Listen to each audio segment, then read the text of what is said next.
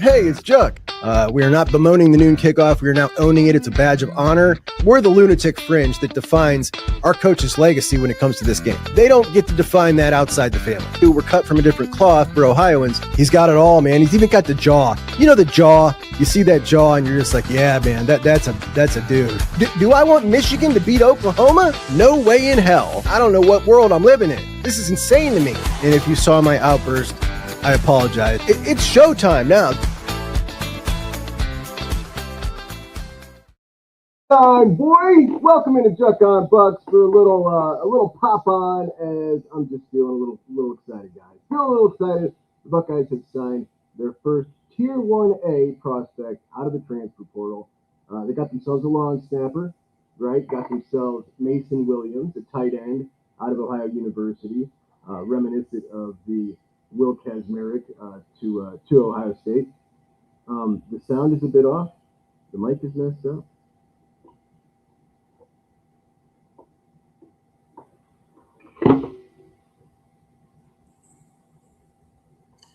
Is it still messed up, guys? We still got an issue? Is it using the wrong mic? Oh, okay, let me check. Audio. Elgato, Max Brio. Is that better? Still not good? Can we hear? Mic check. We got it? Okay, we got it. Thank you. Appreciate it. There it is. We're back. We're back in action here at Chuck on Bucks. The Buckeyes make their first big signee, bring in their first big time guy of the transfer portal, John Walker out of UCF. And this is kind of like a full circle moment here. John Walker, 247's number 10 defensive lineman in the portal. He is the number 18 or 19 defensive lineman via Rivals. 6'4", 325 pounds. And this is a really big deal. And I've been talking this week about portal philosophy. As a Buckeyes fan, you know, what are you looking for from the Buckeyes out of the portal realistically? Like what do you realistically think the best case scenario could be? Obviously, we all want the very best. But when we talk about what can we expect from them? Well, we got to go back and look previously. What do we see previously? We saw in 2024, they brought in 4 top tier big dollar guys, right? But Julian Sain's money was deferred. They didn't have to pay him that year.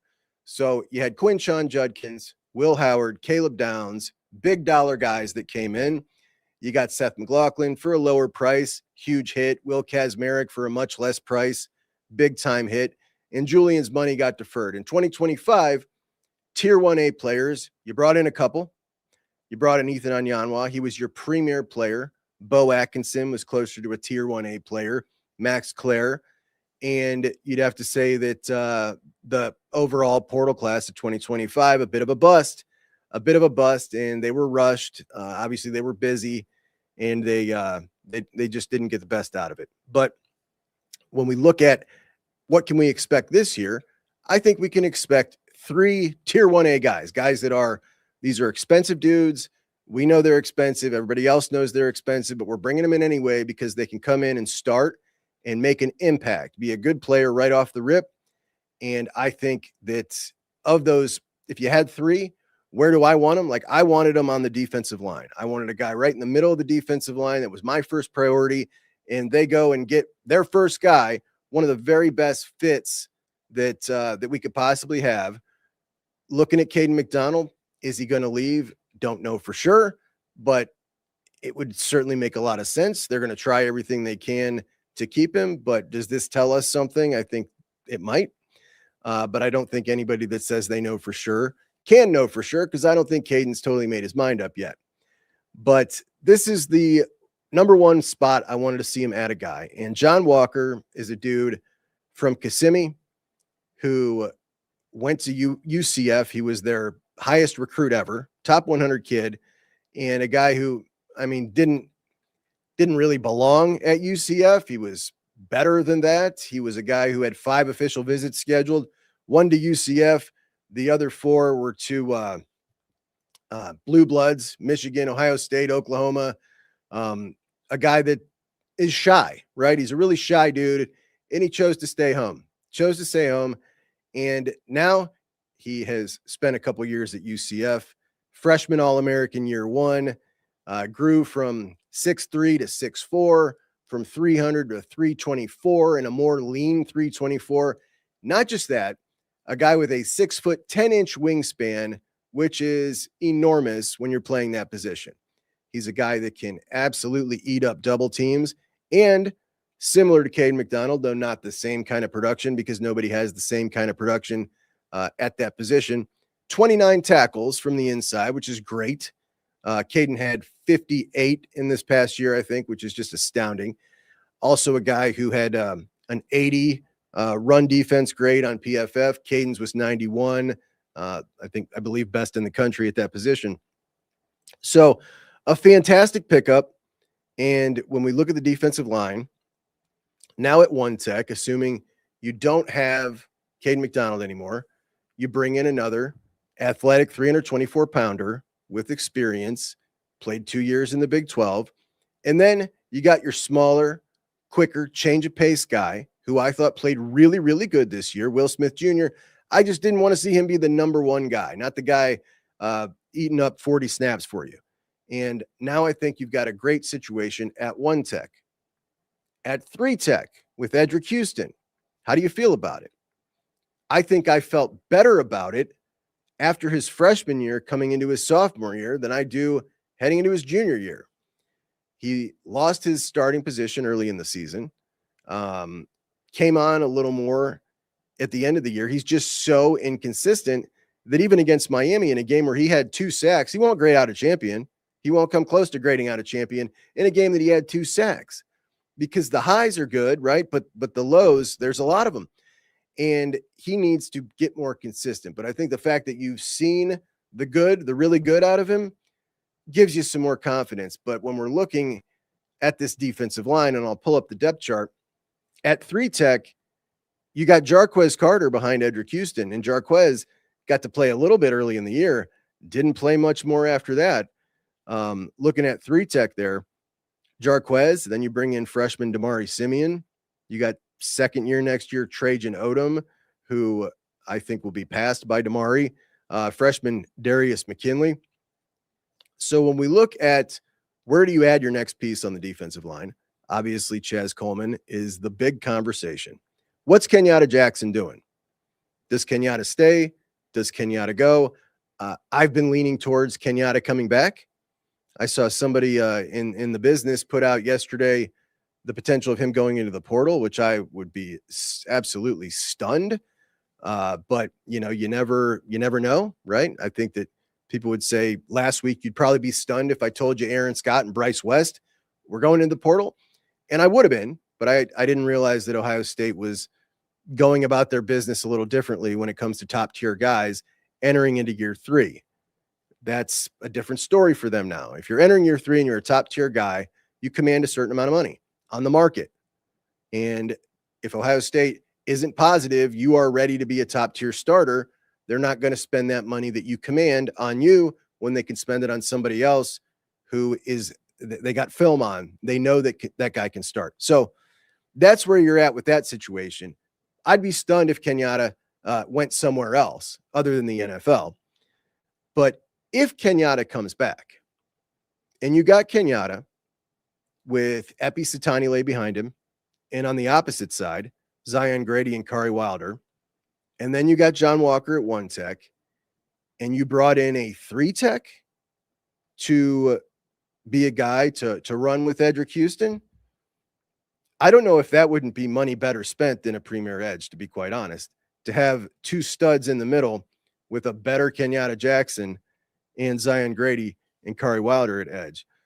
Just my thought right now. But, a lot of different ways to go here. If Kenyatta leaves, you obviously need a premier edge. And it appears that Ohio State is going to be willing to go that extra mile and bring in Chaz. And it's looking like it's going to be about $1.5 million.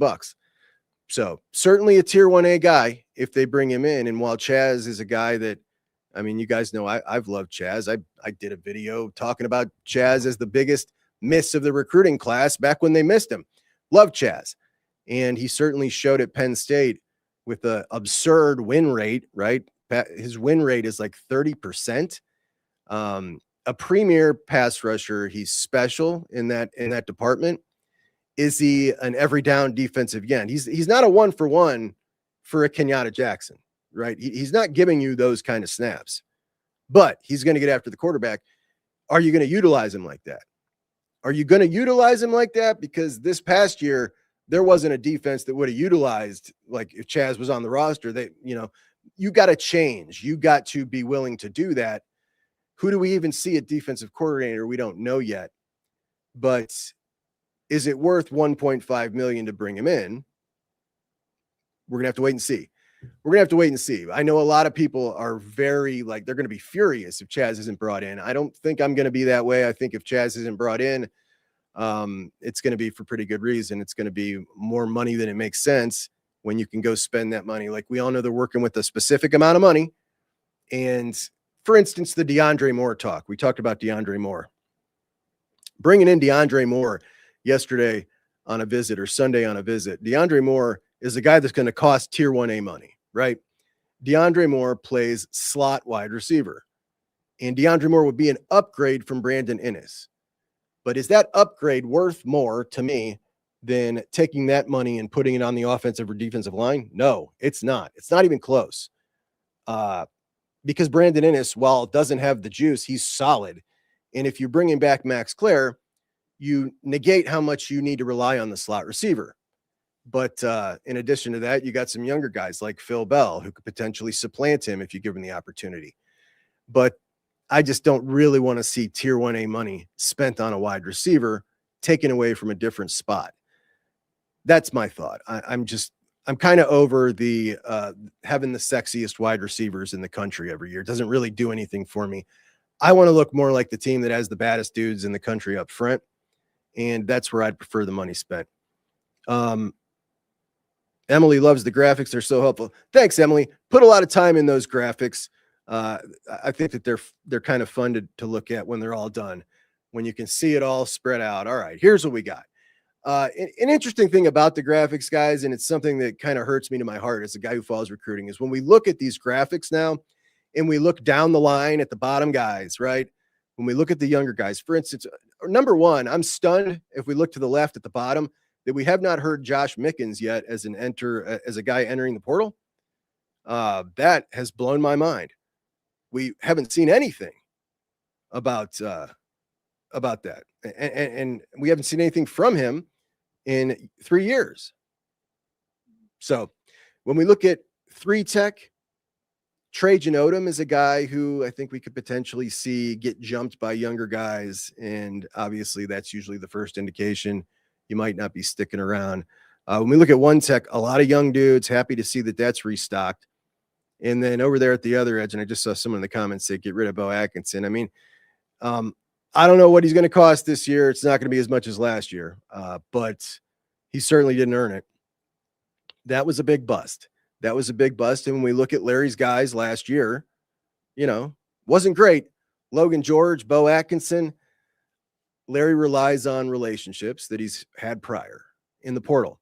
He's a guy who plays the long game in recruiting, builds relationships. And when we look at this right here with John Walker, it helped. This is what won it. Larry's previous relationship. That's great. Not always going to be in a situation like that, which is what led to Bo Atkinson, who was really kind of the only top tier option.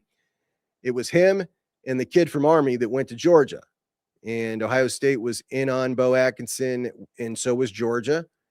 And Ohio State gets him. And it turns out, just not that guy. When we look at Logan George, that was a situation where Larry knew the head coach that he had in high school, because that's the high school Tommy Togi I went to. And Logan George was like he was like the 300th ranked defensive lineman. It's not like Ohio State just found him. Like, that guy turned Larry on to him, and he's like, all right, we'll take a swing at this guy. I think you need to be willing to kind of go out of your comfort zone when it comes to the transfer portal to get the best guys. But in this situation with John Walker, worked out extremely well, extremely well. And I think that, now if you lose Cade McDonald to the NFL, which I believe you probably will, I feel really, really good about the interior now, right? Really good. Well, I wouldn't say really, really good. I feel really good about one tech. I don't feel that same way about Edric. But again, he's got a long time now to work on things, a long off season. Hopefully we see more consistency out of him next year. And I wouldn't mind if we saw a veteran come in to assist him. And to be honest, you got some guys visiting that are, you got a couple of 3 techs that will be in to visit. And where's my list here? Is it the kid? He's from Michigan and he went to Colorado. He's coming in to visit. He's a 3 tech, a 300-pounder. Sorry, his name escapes me. I've got a lot of names here on my list. But anyway, that's what we're talking about. Studley Budley says, how many of our 17 players were told to leave and who? It's a little different now with the 105 roster limit. When it was 85, right? And you had to process guys out because you needed those spots to get the new guys in. There were guys that were certainly told, look, you're never going to play here. You got to leave. But, we could pretty much probably go down the list of the guys that left and say, yeah. I think what it is now, Alex, is instead of telling him to leave, it's more a conversation of, look, I know you made, $90,000 this past year. Next year, you're going to need to do it for nothing if you want to stick around. And that's more the nudge out the door these days.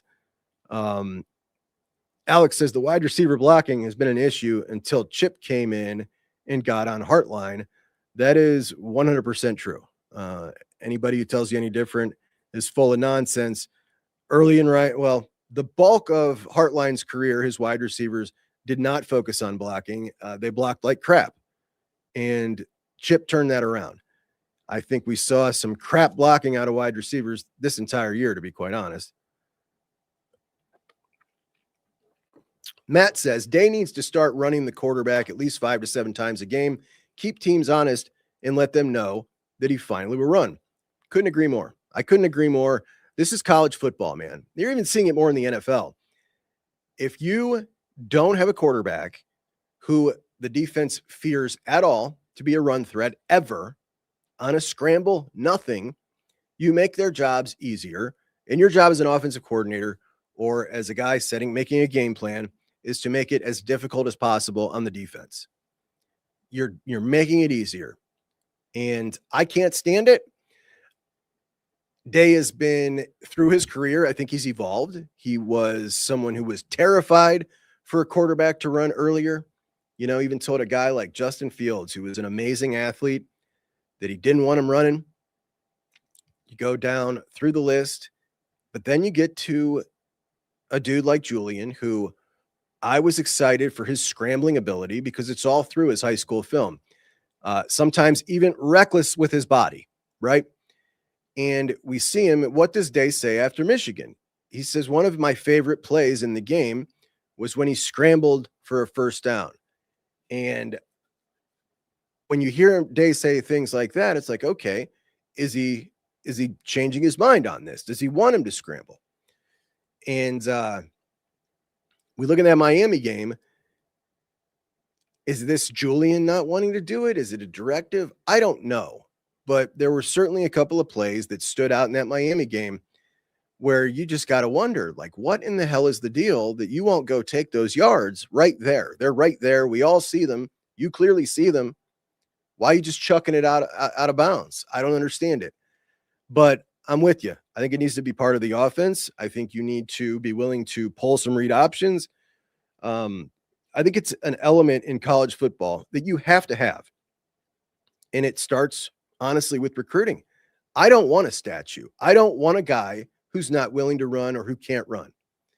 You look at even, the 2027 quarterback, our guy, Brady Edmonds. I love Brady. I can show you a 70-yard touchdown from Brady Edmonds. People will consider him just a pocket passer. Brady is 6'5", 235 pounds and lean. He'll come into Ohio State at 6'5", 240. That's the kind of dude that's whether or not he's the greatest athlete, and he's not the greatest athlete, when he runs, that's some physicality that defenders got to deal with some momentum behind it. That's not fun. So that makes me feel okay, right? But, if you're looking between him or Champ Mons, who's just reclassified, you got to go with Champ, right? Champ's a much better athlete. And there is maybe some discussion to be had there. I don't know. A lot to talk about there, but I'm with you. It's something that has driven me nuts for a long time. Oh, thank you so much for the super chat, buddy. Our guy, Old Ben, 1800. Old Ben. Is that a character? Old Ben says, love Day, but in big games, he always finds a way to stop doing what is working. Miami game, drive at 17-14 point. Run game was working. That's a good point. I think it's probably under talked about in that game is the running game was looking good. And they even had it blocked up so well a couple of times that you had CJ Donaldson with lanes, right? When CJ Donaldson is hitting lanes, like that is great blocking. That means those are yards that could have, like if Isaiah West was the number 2 back in that game instead of Donaldson, that 5-yard run would have been a 7 or 8 yard run. So I'm with you. The run blocking was pretty well. It was working. Studley Budley wants to see 25 more pounds on Sayin this offseason. I don't know if he's going to put on 25, but he needs to be willing to run, man. He's just got to be able to run. He had such a horrible game. I'm sure you guys have all seen these cut-ups that have come out, the all 22, all the everything that he left out there on the field. It was a bad game, man. A really bad game for Julian. It's clear that he is a guy who gets very, very rattled under pressure, and you got to be better. He's got to be better. They got to be better on the offensive line. Clearly, they have to coach better on the offensive line. They did terrible all year when a defense did any kind of movement, any kind of lateral movement, any kind of twisting, stunting, simulated pressure. That's coaching. That's all coaching. And Tyler Bowen, who I'm a fan of, I loved him. I like his recruiting strategy. I like everything he's done so far. But the 4 teams they played that did that the most were Purdue, Wisconsin, gave up like 11 pressures, both of those games. Then he gave up a similar amount to Penn State, but Penn State, that was just with, quality players. And obviously Indiana was a masterclass. That was such an out coaching on every level, and definitely the offensive line. So I'm with you for sure. Woody's, what's up, buddy? Woody says Day got saying before Will Howard balled out. I think we would see Day go after a similar guy from here on out, and I think that's a great point. I think that is a great point, though I don't think anybody's passing on Julian Sayin because he is so uniquely gifted with his accuracy that he makes a guy that is a quarterback coach he's just too good to pass up. But what did we hear Day say all year last year? Every time he was asked about Will Howard, how big he was. He just loved how big he was. And that's why I think he's going to really love Brady Edmonds, because Brady is a little bit bigger than Will. But how big he was, his mobility. And remember, Will ran less at Ohio State than he did at Kansas State, quite a bit less. And it's just, you got to be able and you got to be willing. That's it. It doesn't need to be part of the offense. You got to be willing and you got to be able. And Sayin, I believe, is able. Per year, brother. Per year. Cal says Ohio State's coaching is actually horrible. Who puts the game plan together? We talking offense, we talking defense. He had a bad game against Indiana and Miami. He did. When it mattered most, he wasn't there. Chuck, does it bother you that the defense forces so few turnovers, bottom half of college football last 4 years, passive defense and passive offense. Yes, and I'll tell you, it bothers me a lot that they're so low on the havoc rate and all those metrics that show. But I understand at the same time the philosophy, right? The philosophy is 85% of the time I can smother you because my players are just so much better. So instead of doing all this creative stuff on the defensive side of the ball and putting all this stuff in during the week, I've already done that work on the recruiting trail, and I'm beating you with that right now. Very basic, easy. The problem for me is, and it's the same thing I talked about on offense, you practice how you play. And if you play a schedule like Ohio State did this year, where you are a massive favorite in 85% of your games, and you end up playing like that on defense, passive, we're just going to do our thing and be able to smother you with talent. Did the same thing on offense.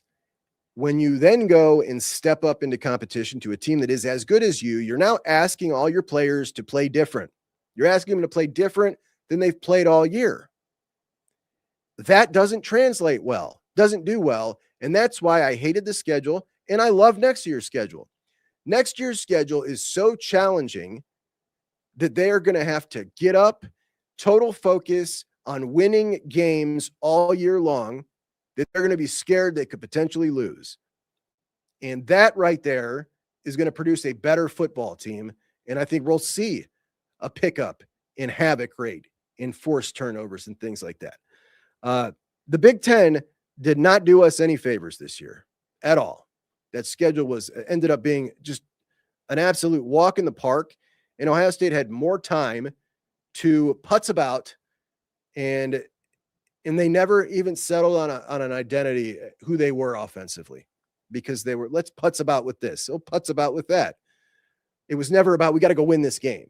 And next year, we're at like 8 games out of the 12 where it's like, we got to go win this game. There's no time to putz about. And I like that. I like that a lot. What's up, buddy? OHIO podcast. Not sure if you're a drinker or not, Chuck, but John Walker sounds like something Buckeye fans just got a new drinking game with sex. Okay, so I'm not a drinker, but I have heard of Johnny Walker Blue. I've heard that before. I think, is that a whiskey or something? But I think you're right. That does sound like an interesting game. Old Ben actually didn't see Sane was bad in the second half. He did miss the wide open touchdown. I remember saying the first half, I will miss Will Howard here. Yeah, you know what I'll do? I'll put up some cut-ups of some all 22, and if you catch it in time, here's the thing, like, they get dinged by the Big Ten, and you get copyrighted, so you got to pull it down. You don't have to pull the whole video down. You just have to clip out the section. They make it easy on you. They say, click this button, we'll clip out the section. So I'll put it up and put some of them in there. There were several where it was like, oh, that is a throw I would expect him to make. And what do we talk about when a guy hits this point in the season? You're not a freshman anymore, right? I hate calling a second-year guy a freshman anyway, but you got plenty of experience by game number 13, game number 14. And even if you're getting rattled, I expect better out of you. I've been really high on Julian. I've not criticized him much. I don't think there's been much to criticize. He was terrible. He was terrible in that Miami game. Like, you can't have that as a Heisman finalist quarterback. You cannot miss that many wide open routes. You just can't. You only got so many chances in a game like that. And it showed, man. Experience showed. And that's why we're seeing so many programs go from experienced quarterback to experienced quarterback to experienced quarterback, because a dude like a Carson Beck, who's a mid quarterback, gets in that situation, and he's been there so many times before. And what's he do? He beats the Ohio State defense, one of the best defenses we've seen, one of the best all year, the best all year. And he beats them with some heady things, right? Picking up a 3rd and 11. It wasn't even great. He was just a veteran, and it showed, and it won. and it could take them to a championship. And you see a lot of guys like Miami doing this. We're just going to bring in that transfer every year. Why not? My opinion is starting to change on a lot of things when it comes to talent acquisition. I got to be honest, this year is the year things are starting to change a little bit for me. I love recruiting. I love watching guys grow in the program. I love following them from the time they're, juniors in high school. And when we look at the class of 2024, having lost 11 guys already out of this class, granted, I thought it was a crap class anyway, but having lost 11 out of the 22 guys already, it is starting to look like there might need to be a change in the entire recruiting philosophy, talent acquisition philosophy. For instance, this is what I had in mind. Let's say, for instance, the class that we just signed, the class of 2026, when we look through the class, you've got your top tier 1A guys in the class, right? You got your Kari Wilders and your Blaine Bradfords and your Chris Henry Juniors. And you're those type of dudes. Let's say you take your top 5 guys. These are guys that we are pretty damn sure are going to be impact players by year 2, right? And you invest in those guys. And then instead of investing from guy number 6 or 7 to position 14 or 15, like those 7 guys right there, those are also guys that Ohio State invests a lot in coming in. And it seems like those are the guys that aren't panning out. So instead of that investment, paying those guys for 2 years to then leave after 2 years, what if you go down and just bring in more guys like Braxton Rembert, the guys that don't cost anything at the bottom, but have big ceilings? What if you fill the class up with those guys? You'll hit at the same rate, which is really you're only going to hit about 25% on them. But why don't you bring in more of them instead of those guys like number 17 to 14 that are costing you money that end up transferring? Then you take that 7 to 14 money and you just bring in guys from the portal and fill maybe 3 or 4 more needs. For instance, this portal cycle, if you were doing it that way, you'd hit 3 or 4 more needs. But when we look at the younger guys, it wouldn't look as promising, right? Because you wouldn't have so many guys that look like, okay, that guy might be interesting. When I pull up this board, for instance, what would be different about it? You'd be looking at this in Darius McKinley. That's a guy that wouldn't be there in this scenario. Emmanuel Ruffin, maybe he wouldn't be there in this scenario. But you would be able to spend that in the portal. Am I making sense? Maybe I need to put this on paper. It's something I was just thinking about the other night. But things got to change, I think, a little bit. We're starting to see, and we were the last program that got affected by this kind of stuff, right? Like dudes that were about to compete for starting jobs leaving. Ohio State was able to hold it off because of the great culture and the great management, in my opinion, longer than anybody else. But it was always going to come home, was always going to hit Ohio State too. By the way, Bryson Rogers, who I showed you guys, look, Bryson, I like Bryson. Bryson's been on the show. Bryson acted like a little punk when Jelani entered the portal immediately. He was like, Bryson tweeted, like, as soon as you hit the locker room, like celebrating that. Yeah, he couldn't even wait to get out of there that fast. Like, man, why you hating like that? Like, everybody loved Bryson Rogers. I don't understand why he would do that. Anyway, he's going to USF to play with Heartline, the guy who didn't give him a shot that should have given him more of a shot, in my opinion, which is interesting stuff. So what did Drew Brees weigh at Purdue, or Drew Brees weigh at Purdue? That's an interesting one. Don't know, buddy. Why did Keenholz not play at Miami being a mobile quarterback? Lincoln's just not, they never really used that package, They put that package in, never saw it. Would we see it like one game? What's up, Billy? Here's Billy, one of our Buckeyes here. Hey, Chuck, have you checked the schedules for the top Big Ten teams next year? It's going to be awesome. I've only looked at Ohio State's, and the Ohio State schedule next year is the most fun schedule I've ever seen. It's going to be hard as hell. We're going to be jumping here at Juck on Bucks. Like, we're going to be so excited every week. It's going to be amazing. Fisherman, people worried about Ohio State's program. Bama's losing starters to the portal. That's not happening at Ohio State. I don't. So here's the thing. There's a couple things here. When we talk about the Ohio State program, you have got unmatched support from a fan base. You have got really a very unique ground level, right? Me and you, ground level, all the way through administration. We love football in this state. We love Ohio State football, and we will not settle for bad football at Ohio State, right? Always been that way my whole life. Well, there's been a couple of periods when I was a youngster. But when we look at things like the coaches pool, right? You look at the coach pool, Ohio State spends more money on their coaching staff than anybody else. Now, you look at paying players and things of this nature. They don't pay the most money, but they certainly, you needed John Walker. You go and you get John Walker. If you need Chaz is coming in for $1.5 million. Last year, Ethan Onyanwa came in for $1 million. They do what's necessary, but we are in this new era now where we are seeing that other programs, we don't have an edge anymore, I guess is what I'm saying. We got an edge in our support. Like, we'll always have an edge, but the things that used to give us an edge, Ohio State used to be able to sell the tradition, the coaching, the being on the big stage and playing for championships. This was the Ohio State, Georgia discount. It doesn't exist anymore. Putting more guys in the NFL.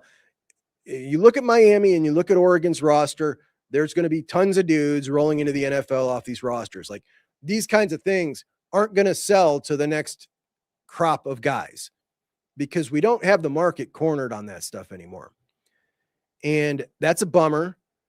Something else I think we've learned, throwing the bag. I wrote a column on this on Buckeye Huddle you can read. Throwing the bag. We used to sit here and laugh.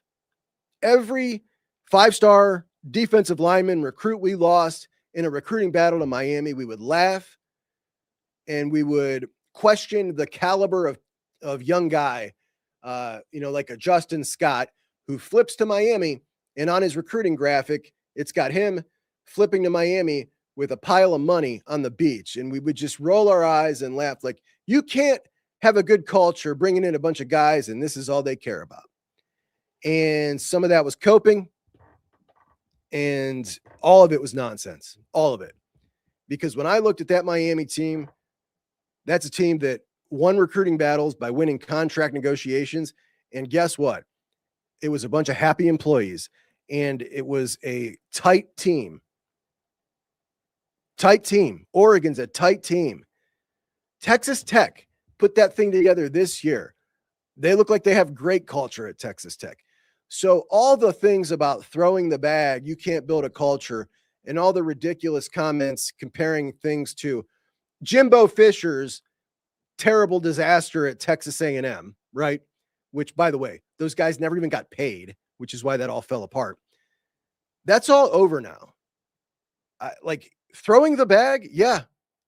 Unfortunately, for some of us who love the sport in a different way, it worked. It worked. In the end, it won. That experiment, it's proven to be a winner. You can build a team like that. Miami threw the bag for all those 5-star defensive linemen and offensive linemen, and they just beat the hell out of Ohio State's. That's what just happened. So it works. So we can't roll our eyes anymore and scoff at that because their culture also looks great under a strong leader in Mario Cristobal. And that's just the truth. It's a bummer, but it's true. Oregon, same way. And Oregon didn't exclusively do that, right? They somewhat, but a little bit different. Texas Tech certainly exclusively did that, but it works. But here's what I don't want to hear anymore. The argument in bringing up that Texas Tech Jimbo Fisher class, or the things like, you can't be in a bidding war because it'll affect the locker room. Like, I don't want to hear that. I don't want to hear that anymore. That's been debunked. It's been debunked. If you have strong leadership, yep, you can absolutely get through anything. And what's also been a change is rosters are going to change more. And yeah, guys that we're attached to or really like didn't see leaving are going to leave more. And that's just what it is. And if that means I got to pay David Gabriel George more money than a guy who is playing at Ohio State, playing and giving me carries at running back, in the old argument, you can't bring in a freshman who's done nothing in paying him more than this. Yes, you can. Yes, you absolutely can. And you have to. That's just the way the game's played now. That's the way it's played, and it's working everywhere else. And that's just what it is. And like, that argument has been debunked. It's over. You can have great culture still paying guys like that. It works just fine. Thank you so much, Sam. Sam says, didn't see Jason Moore on the D-line graphic. Did he enter the portal?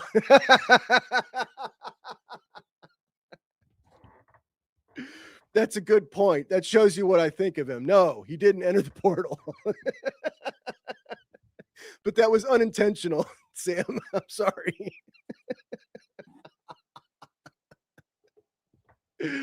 Oh, boy. If Jason Moore ever sees me again, he's going to mollywop me, man. My gosh. Yeah, unintentional, my man. Jason Moore still on the roster as of now, and potentially, got every opportunity anybody else does. Steve, thank you so much for the $2, buddy. Really appreciate that. You guys are coming with the heat with the Supero chats today.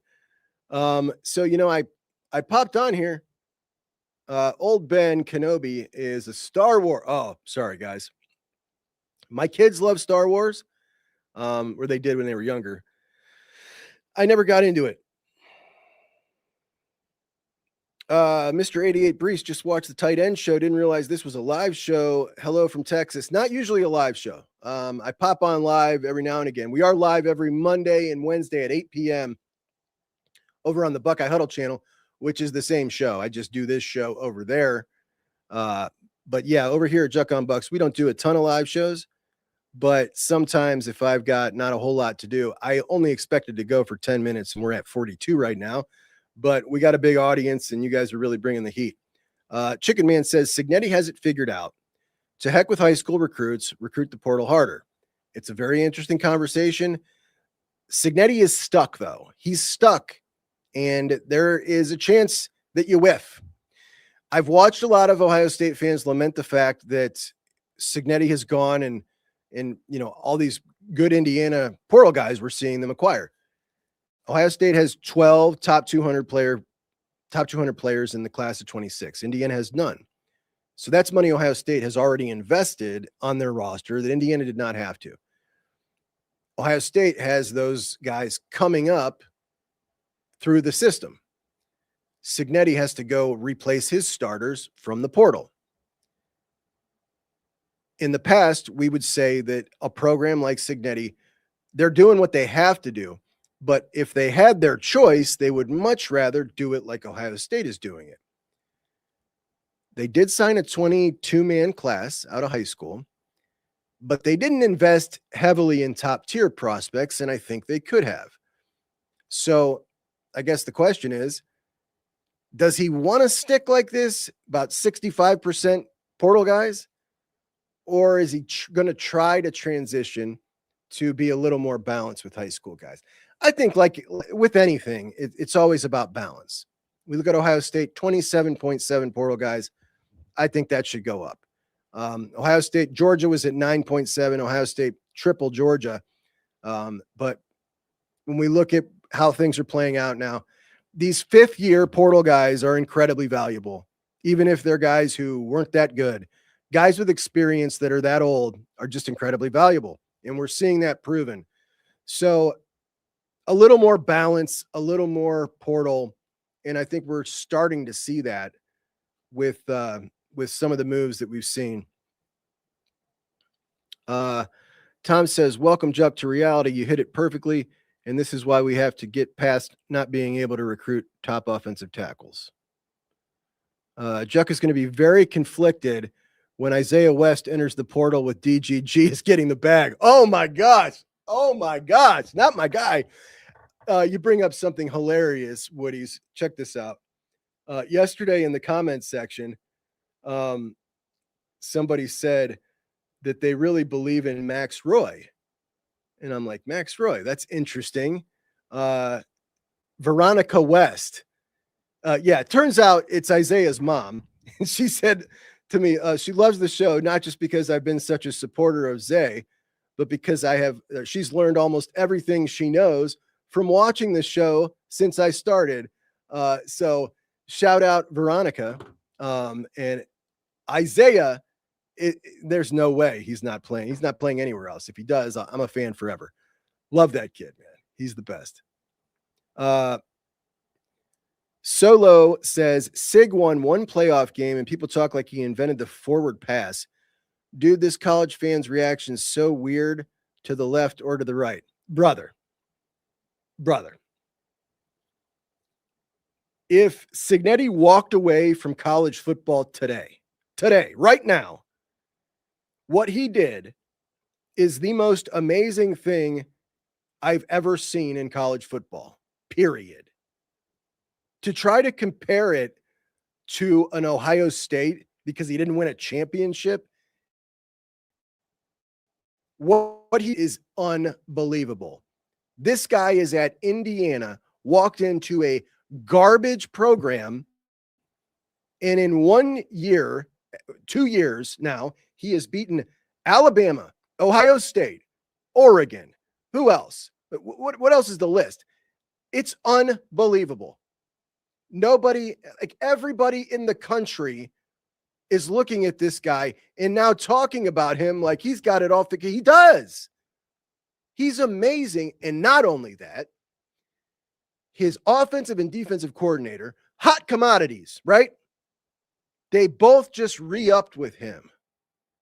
It's amazing. And I've been telling Ohio State fans all year long, you keep rooting for these guys. We got to get through them, and they just keep getting better. That's the enemy, a border state, by the way. Are you saying you would pay a transfer as much as Jeremiah Smith? What you mean there, buddy? Jeremiah Smith it should be the highest paid player in college football. Juck, does Ohio State not have top tier kicker, punter, high school player? Oh, no. Does Ohio not have top tier kickers and punters? No, they don't. The state of Ohio specialists. Yeah, Matt. Indy's landed a bunch of top tier guys. Yes, they do lose a lot of 5th and 6th year guys. And this is the issue with the system is you got to continually do this. And what if you have a 2024 Ohio State portal class, right?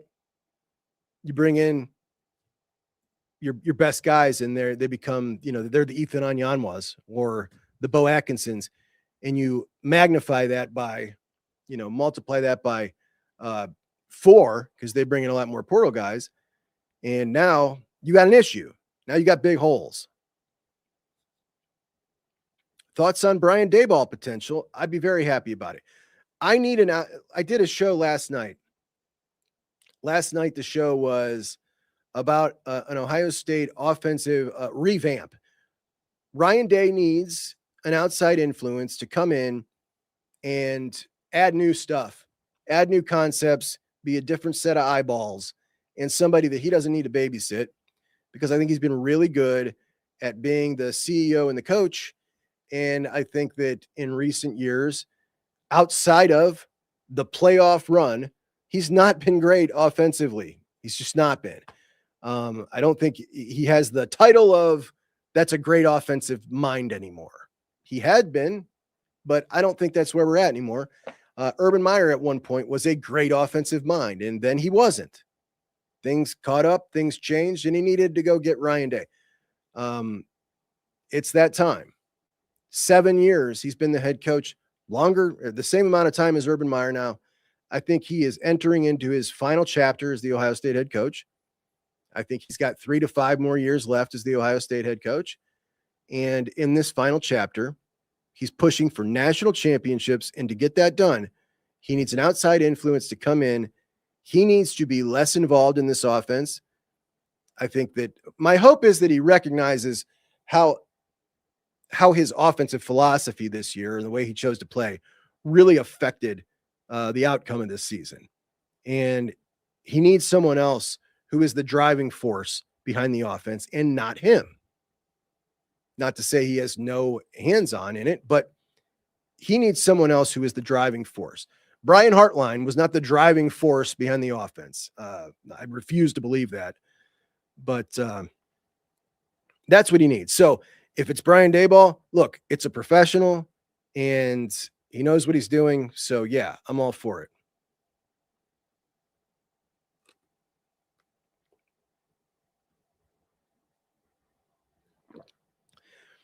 Brad talking the Big Ten title game. Indiana coaches absolutely ran circles around Ohio State's coaches.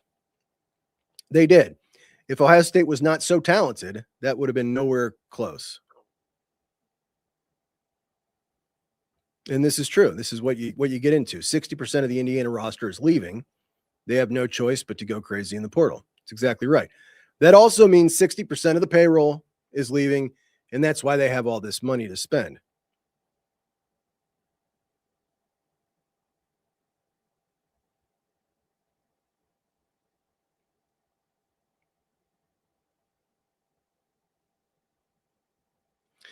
Jay Stout, circles, OSU outgained them in yards, missed a field goal and 4th down conversion in the game. Stop blowing it out of proportion. Jay, Ryan Day's decisions in that game, the offensive line being totally dominated in that game, that all contributes to, just being totally outcoached, flat out outcoached. Yeah. The game close. Ohio State's very talented, much more talented than that football team. And that helps you stay in games. And a lot of times Ohio State relies on it too much. It's a crutch, similar to the conversation we had earlier when we were talking about the defense creating no turnovers, sitting on their laurels, just beating you with skill. And you look at the second half of the season, and it is infuriating to me that Arvell Reese was not utilized at all. Why? We're going to save him for the postseason, and then we'll turn it on. Then we'll unleash him. What did that get us as fans? We got a total disappearing act by one of the most exciting defensive players we've had in a decade. Total disappearing act in the second half of the season. And this philosophy that is permeated through the program is we don't need to do anything to win, but just have these really talented players. We're not going to do anything creative. It's number one, it's boring. Number two, does not prepare you for postseason football at all.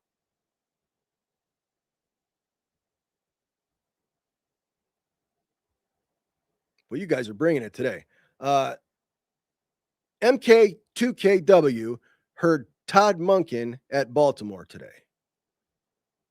Boy, I'd sure love Todd Monken.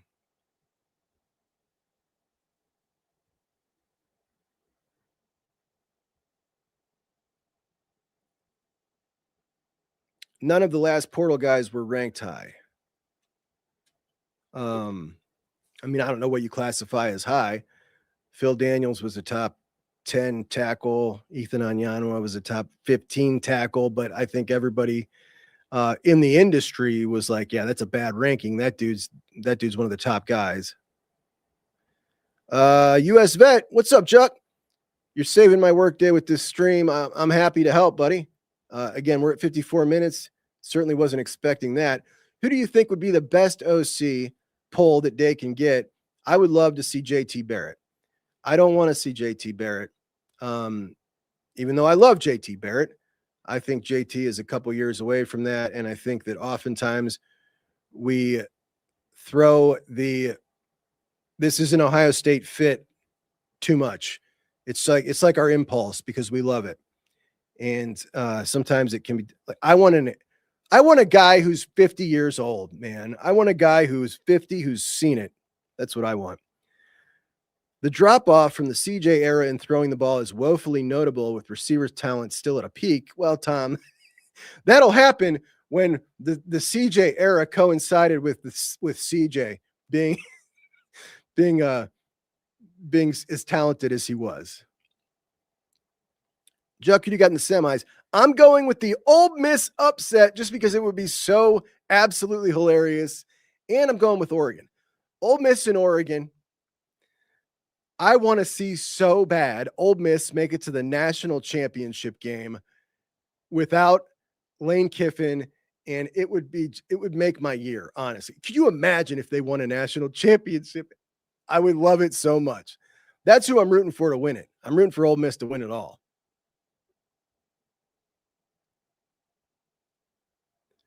Brendan Sorsby reportedly getting $5 million from Texas Tech. That's more than Shadora's whole rookie contract. Crazy, crazy money. And that's true. He's getting $5 million from Texas Tech. And isn't that crazy? $5 million from Texas Tech. And his girlfriend goes there. And you know what he said? He said he loved their facilities. He said he went down and visited. He was blown away by their facilities. Yep, they got some great facilities down there. And that is actually true. I've taken the tour online of their facilities, and they are the best in the country.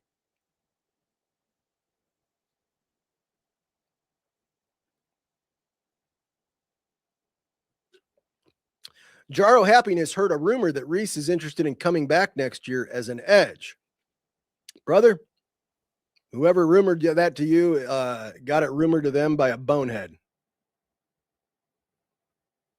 Solo thinks that 1.5 is way too much money for Chaz. You know, when I hear this, I often wonder, like, if you know the rest of the market. You know what I mean?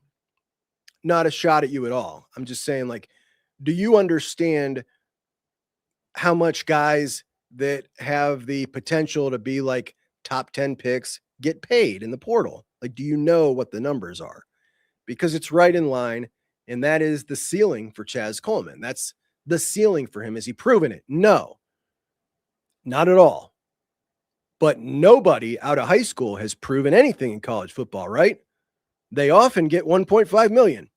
DJ Jacobs, the number one player in the country that Ohio State just got the commitment from in 2027, that's $1 million contract.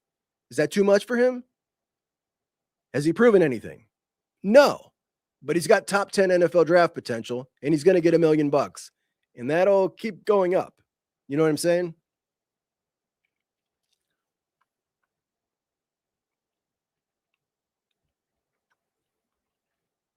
That's just what it is.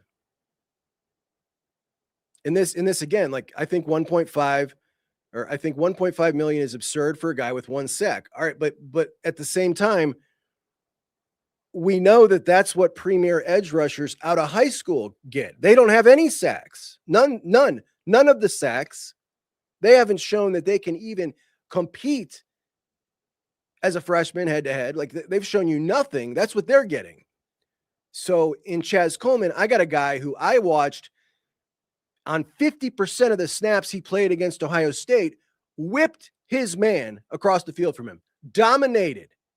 Ohio State could not touch him, and they only played him like 15 snaps in the game. It was unbelievable.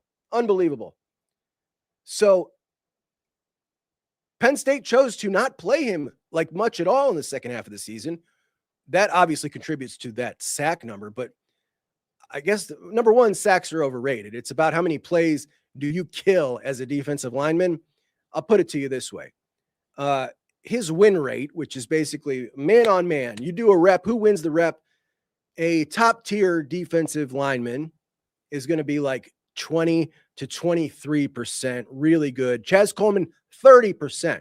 The dude's a ridiculous talent, right?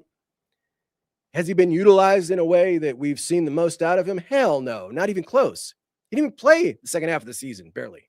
So the potential is off the charts. And that's football, man. We pay for potential. We pay for it nonstop.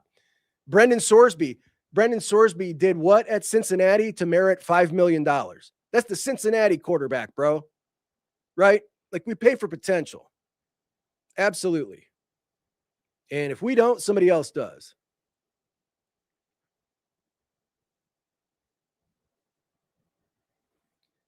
Brendan, what's up? Howdy, Chuck. Pretty good pickup for the Buckeyes today. Pretty good run defender with 2 years of eligibility. Absolutely. Almost forgot why we started this show. Our guy who I keep calling John Houston, John Walker. I'm mixing him and Edric Houston.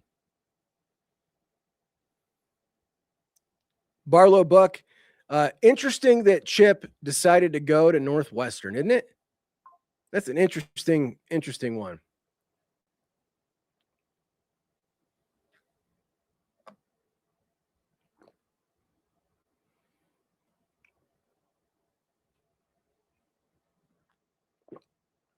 Oh, no. Chris said Chaz got 3 years. That's 500 a year. No, brother. No, brother. All right, guys. We're at 101.7. I have got to run. You know what I got to do? I screwed up, man. I missed a couple of doling out a few Christmas bonuses. It is now January 6th. And I gotta go handle some business here. So I'm gonna head out of here. I appreciate you guys joining me so much for this impromptu, absolutely banging couple of thousand folks in the room live that we just had for the big news, Ohio State's first big portal acquisition of the year. John Walker, UCF, 2 years. Now he'll be a Buckeye, hopefully, for 2 years, 6'4", 325-pound, one tech. And this is a guy who is, everybody's going to be a downgrade from Cade McDonald. This is a dude who can be a very, very good player, potential all Big Ten type dude who can tackle, 6'10" wingspan, and a very exciting one. One of Ohio State's tier 1A guys in this portal cycle. My hope is we get to see 2 more of these really high quality walk in, be a high level starter type guys. And obviously we're on Chaz Coleman watch. News about that one way or the other will be coming any day now. If not today, we may be back later on today. So at any rate, I always appreciate you guys so much as we are jamming here in the new year. We are, let's see, we are 21 days away from our 2 years, right? From our 2-year anniversary since we started the show, 21 days away. And that'll be a pretty exciting milestone for me to get to 2 years. My family told me I wouldn't make it 3 weeks. That's what they told me. Here we are 2 years later. And to be quite honest, we've done pretty well. We've done pretty well in 2 years, I think. If I don't say so myself, we've done well together, you and I. So appreciate you guys for joining me today, and I'll talk to you soon. Juck 'em Bucks out.